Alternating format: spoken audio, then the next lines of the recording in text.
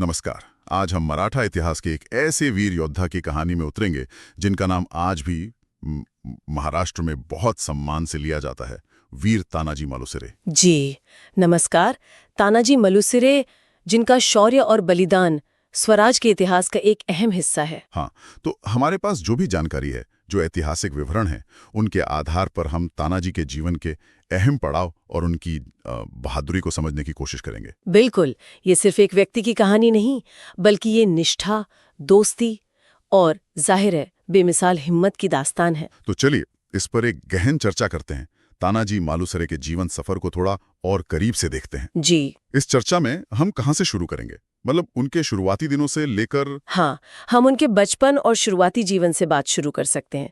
फिर शिवाजी महाराज के साथ उनका जो रिश्ता था वो कैसे बना, कैसे इतना मजबूत हुआ। अच्छा, और फिर जाहिर है सिंहगढ़ की वो मशहूर लड़ाई, उसकी पृष्ठभूमि क्या थी, लड़ाई में क्या हुआ? बिल्कुल, उनका बलिदान और उसका फिर क्या असर हुआ, और आखिर में उनकी विरासत आज भी कैसे जिंदा है, इस पर भी बात करेंगे। ठीक है, तो शुरुआत करते हैं उनके जन्म और शुरुआती जीवन से।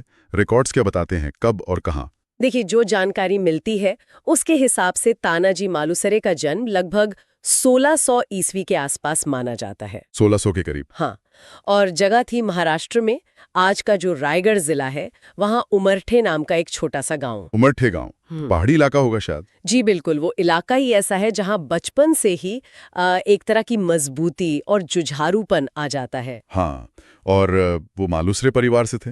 जी, मालुसरे घराने के थे, और उस जमाने के हिसाब से देखें तो बचपन से ही उनमें वो साहस, हथियार चलाने का शौक, ये सब गुण दिखने लगे होंगे। मतलब माहौल ही वैसा था, पहाड़ों में घूमना, खेलना कूदना, शायद वहीं से वो योद्धा वाला जज्बा पनपा हो। सही कहा। जो विवरण मिलते हैं वो यही बताते हैं कि बचपन से ही वो काफी निडर और पराक्रमी स्वभाव के थे। और ये वो दौर भी था जब महाराष्ट्र में बहुत कुछ बदल रहा था, है ना, राजनीतिक तौर पर। हाँ बिल्कुल, ये बहुत जरूरी बात है। उनका बचपन और जवानी उस दौर में गुजरी जब एक तरफ निजामशाही, आदिलशाही थी, फिर मुगलों का दबदबा बढ़ रहा था, और इसी माहौल में स्वराज का सपना भी आकार ले रहा था। इसी पृष्ठभूमि में तानाजी बड़े हुए, और इसी दौरान उनकी मुलाकात शिवाजी महाराज से हुई। अच्छा, तो महाराज से उनका रिश्ता कैसा था?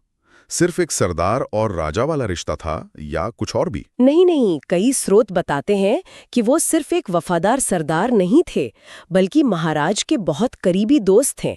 बचपन के साथी भी कहा जाता है। अच्छा, बचपन के दोस्त। हाँ, कुछ विवरण ऐसा भी कहते हैं।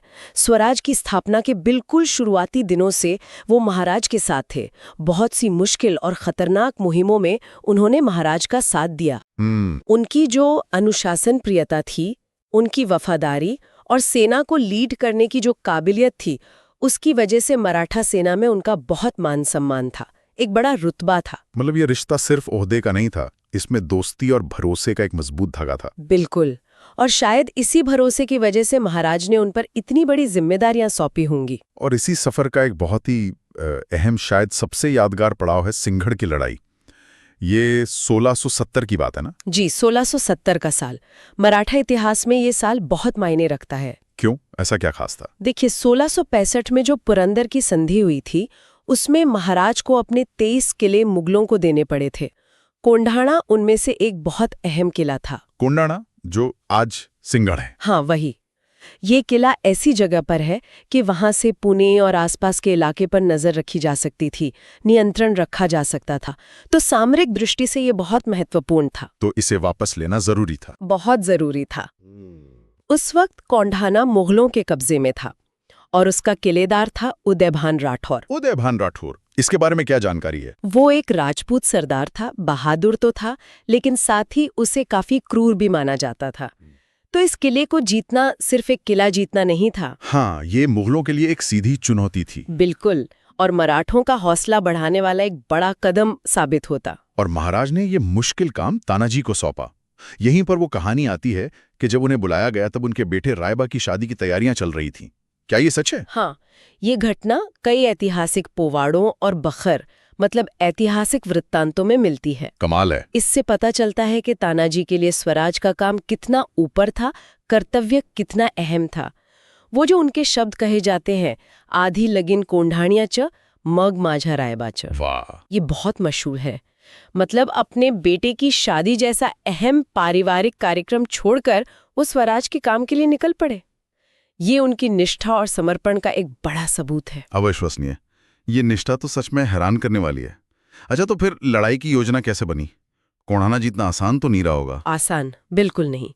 कोनाना किला बना ही ऐसा है कि उसे जीतना बहुत मुश्किल है। उसकी खड़ी चट्टानें, सीधी चढ़ाई। हाँ, मैंने तस्वीरें देखी हैं, बहुत ऊंची दीवारें हैं। जी, और ऊपर से उदयभान जैसा तगड़ा किलेदार अपनी फौज के साथ बैठा था। तो सामने से हमला करना तो एक तरह से आत्महत्या करने जैसा होता। ओ, कान्हाजी ने क्या सोचा? तानाजी ने एक बहुत ही साहसी, बल्कि कह सकते हैं दुस्साहसी योजना बनाई। उन्होंने रात के अंधेरे में चढ़ाई करने का फैसला किया, और वो भी उस तरफ से जहां चट्टानें सबसे सीधी और मुश्किल थीं। सबसे मुश्किल तरफ से? क्यों? क्योंकि उनका अंदाजा था कि शायद इसी तरफ पहरा सबसे कमजोर होगा, क्योंकि यहां से कोई चढ़ने की सोच भी नहीं सकता। अच्छा, ये तो कमाल की सोच थी। हाँ, वो अपने कुछ चुने हुए मजबूत मावड़ों सैनिकों को लेकर गए। यहीं पर वो घोरपड़ वाली कहानी आती है। हाँ, मैंने सुना है, यशवंती नाम की घोड़पड़। जी, लोक कथाओं में ऐसा कहा जाता है कि यशवंती नाम की एक घोरपड़ की मदद से रस्सी ऊपर फेंकी गई और फिर मावड़े चढ़कर ऊपर गए।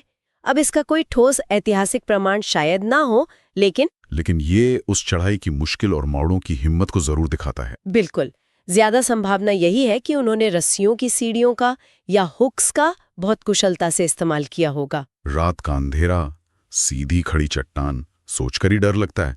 और ऊपर पहुंचने के बाद क्या हुआ? ऊपर पहुंचकर उन्होंने योजना के मुताबिक किले के दरवाजे खोले और बाकी की मराठा सेना हर हर महादेव का नारा लगाते हुए अंदर घुस गई। अचानक हमला? जी, बिल्कुल अचानक। मुगल सैनिक तैयार नहीं थे, तो शुरू में मराठों का पल्ला भारी रहा, लेकिन फिर उदयभान और उसके सैनिक संभल गए और फिर शुरू हुई जबरदस्त लड़ाई। आमने सामने की? हाँ, तलवारें चलने लगी, किला युद्ध के शोर से गूंज उठा।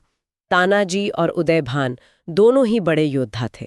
कहते हैं दोनों का आमना सामना हुआ, जोरदार मुकाबला हुआ। दोनों तरफ के बहुत से सैनिक मारे गए। तानाजी बिल्कुल शेर की तरह लड़ रहे थे, अपने साथियों का हौसला बढ़ा रहे थे। और इसी लड़ाई में? हाँ, इसी भयानक लड़ाई में उदयभान से लड़ते हुए तानाजी मालुसरे बुरी तरह जख्मी हो गए और वहीं युद्ध भूमि में गिर पड़े। उन्हें वीर गति प्राप्त हुई। ओह, स्वराज के सपने के लिए उन्होंने अपनी जान दे दी? जी। तानाजी के गिरने के बाद तो मराठा सेना में घबराहट फैल गई होगी। फिर क्या हुआ? लड़ाई रुक गई है? नहीं, एक पल के लिए जरूर घबराहट फैली, हौसला टूटा, कुछ सैनिक पीछे हटने की सोचने लगे थे। हाँ, जाहिर है। लेकिन तभी तानाजी के भाई सूर्याजी मालुसरे, उन्होंने स्थिति को संभाला। कुछ विवरण कहते हैं कि उन्होंने पीछे हटने का रास्ता यानी रस्सी काट दी और मावलों से कहा, अब या तो लड़कर मरो या किला जीतो, वापसी का रास्ता बंद है। अरे! इसके बाद मराठे दुगने जोश से लड़े। सूर्याजी और शेलार मामा जैसे दूसरे वीरों ने नेतृत्व संभाला और आखिरकार मराठों ने कोंढाणा जीत लिया। किला तो मिल गया? किला मिल गया, लेकिन सिंह चला गया। ये खबर जब राजगढ़ पहुंची, महाराज तक, उनकी क्या प्रतिक्रिया थी? ये वाक्य गढ़ आला पण सिंह गेला, मतलब किला आया पर शेर गया, ये सच में बहुत भावुक है। बिल्कुल। ये खबर सुनकर महाराज को बेहद दुख हुआ। तानाजी सिर्फ उनके एक बहादुर सरदार नहीं थे, वो उनके दोस्त थे, उनका दाहिना हाथ थे। तो एक तरफ एक बड़ी जीत की खुशी थी, लेकिन दूसरी तरफ अपने इतने करीबी और प्यारे साथी को खोने का गहरा गम था। गढ़ आला पण सिंह गेला, इस एक वाक्य में वो खुशी और वो गम दोनों समाये हुए हैं। सही कहा। ये वाक्य असल में तानाजी की बहादुरी और उनके बलिदान को सबसे बड़ी श्रद्धांजलि है।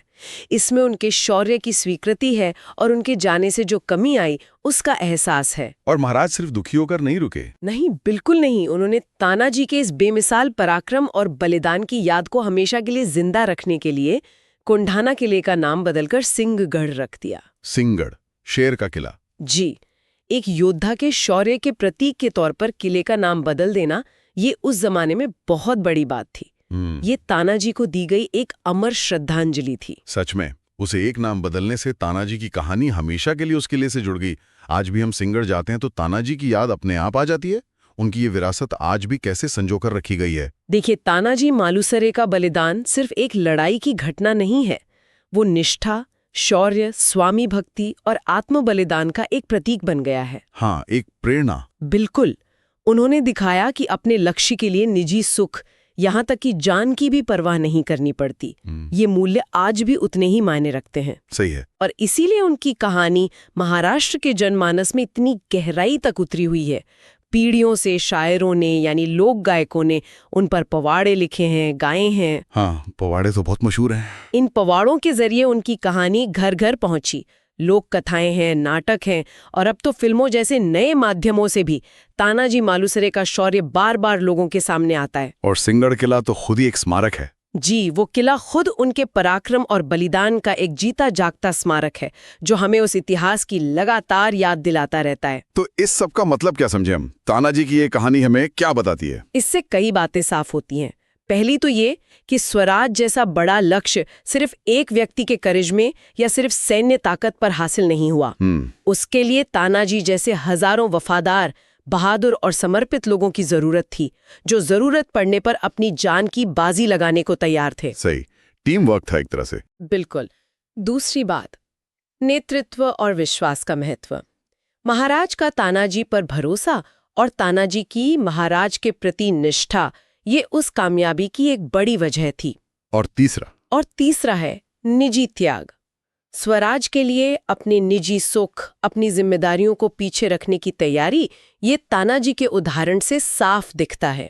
उनकी कहानी सिर्फ बहादुरी की नहीं, बल्कि त्याग और निस्वार्थ सेवा की भी है। यही मूल्य मराठा साम्राज्य की नींव में थे। मतलब तानाजी की कहानी सिर्फ गुजरे वक्त की एक घटना नहीं है, वो आज भी हमें निष्ठा, समर्पण और अपने लक्ष्य के लिए सब कुछ निशावर करने की प्रेरणा देती है। चलिए तो आज की इस चर्चा को एक बार समेट लेते हैं। जी। आज हमने वीर तानाजी मालुसरे के सफर को समझने की कोशिश की। उमरठे गांव में उनकी शुरुआती जीवन से लेकर छत्रपति शिवाजी महाराज के भरोसेमंद साथी और सरदार बनने तक का उनका सफर देखा। हाँ, फिर हमने 1670 की सिंहगढ़ कोंढाना मुहिम की पृष्ठभूमि, उसकी चुनौतियां, तानाजी की साहसी योजना, रात की वो रोमांचक चढ़ाई और किले के अंदर की भीषण लड़ाई पर बात की। उनके बेमिसाल शौर्य और वीर गति को याद किया और कैसे महाराज ने गढ़ आला पणसिंह गेला कहकर उन्हें श्रद्धांजलि दी और कोंढाना का नाम सिंहगढ़ रखा, इस पर भी बात हुई। और आखिर में हमने देखा कि उनकी विरासत आज भी पोवाड़ों, कहानियों और फिल्मों के जरिए कैसे जीवित है। जाते जाते एक ख्याल मन में आ रहा है। क्या ये? अक्सर कहा जाता है कि इतिहास विजेता लिखते हैं, लेकिन तानाजी मालुसरे जैसे वीरों के मामले में उनका बलिदान जीत जितना ही बल्कि शायद उससे भी ज्यादा अहम साबित हुआ। ये बात सोचने वाली है। उनके बलिदान ने सिर्फ एक किला नहीं जीता, बल्कि लोगों के दिल जीते और स्वराज की लड़ाई को एक नैतिक बल दिया। बिल्कुल। और सोचने वाली बात ये भी है कि आज के दौर में जब हम वफादारी, कर्तव्य और त्याग जैसे मूल्यों की बात करते हैं, तो तानाजी मालुसरे जैसे ऐतिहासिक किरदारों की कहानियां हमें क्या सिखाती हैं? उनके बलिदान से मिली प्रेरणा को हम अपनी आज की जिंदगी में, अपनी जिम्मेदारियों में कैसे उतार सकते हैं?